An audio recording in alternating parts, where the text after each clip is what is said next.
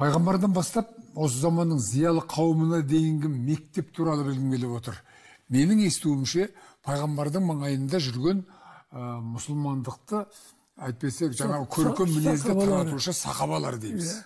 Сахабалардан кейін мен қазір есімде жоқ, табииндер ғой деймін, ұмытпасам. Оны дұрыс айттым ба?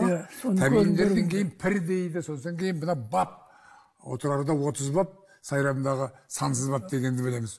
Содан кейін барып сопылар келеді дейді, содан кейін барып әулиелер, ишандар деп бөледі екен. Бүгінгі зиялы қауым интеллигенция деп отырғанымыз соның жалғасы деген пікір бар. Қалай қарайсыз? Жоқ, енді соны білгеннен кейін жалғасы болмай не болады?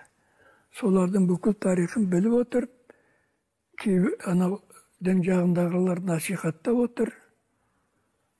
Қазір дүние жүзіне ислам діні жайылып баратыр өзінен өзі.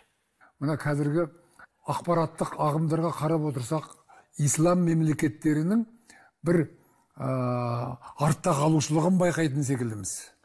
Қалған. Солай ма? Себебі бұлар жаңағы рухани жағын күйттеп кетті де, технология жағынан айырылып қалып.